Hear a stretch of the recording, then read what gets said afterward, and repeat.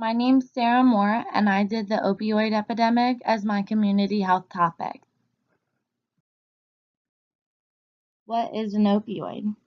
Opioids are substances that act on opioid receptors in the brain to produce morphine-like effects, which give the sensation to the user of a euphoria. Medically, they're often used to treat pain relief, such as chronic pain, like back pain from a car accident or something like that. Some common drugs include oxycodone, morphine, and of course the illicit heroin we all know. What's causing the epidemic? For those people that don't have chronic pain or aren't prescribed painkillers, a lot of the other people addicted to opioids have come to that from smoking marijuana and eventually moving their way up to prescription painkillers.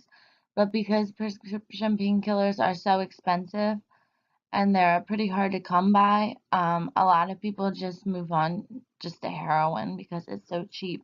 And a lot of times they're cutting it now with fentanyl and carfentanil, which is making it much more powerful and allowing them to make it very cheap in price. Um, Also, heroin-related overdoses and deaths have more than quadrupled since 2010, and the death rates from 2014 to 2015 have increased by 20.6%, with nearly 13,000 people dying in 2015.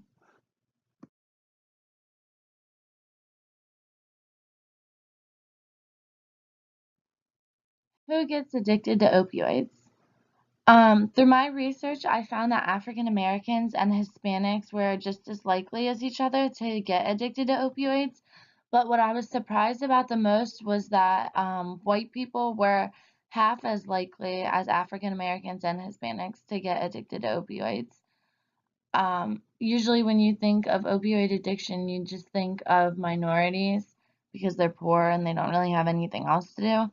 But I was really surprised to find out that a lot of white people as well are addicted to opioids. These are some numbers I got from the year 2015, and I think this was part of a crucial building block as well as 2016, leading to the current epidemic we're in 2017.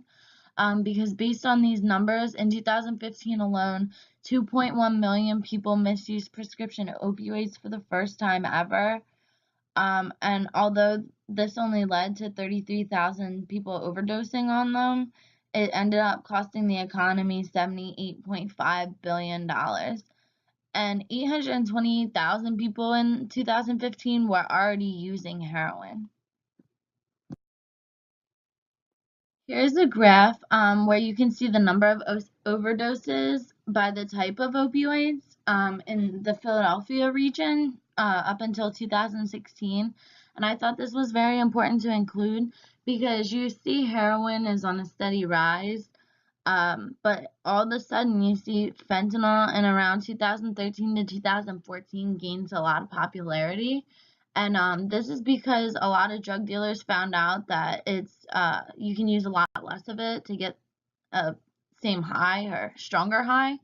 So they mix that with the heroin so they can end up making more money off of it, but ultimately it ends up killing a lot more people because it's way stronger. Some possible solutions I think would help decrease the rate of the epidemic would be creating more knowledge among youth about the effects of drugs and using drugs at a higher age than maybe the fifth grade DARE programs, such as like middle or maybe even high school, just so they have valid information about the drugs. And they'll obviously be seeing them on social media and stuff like that. So it'll kind of be surrounding their world.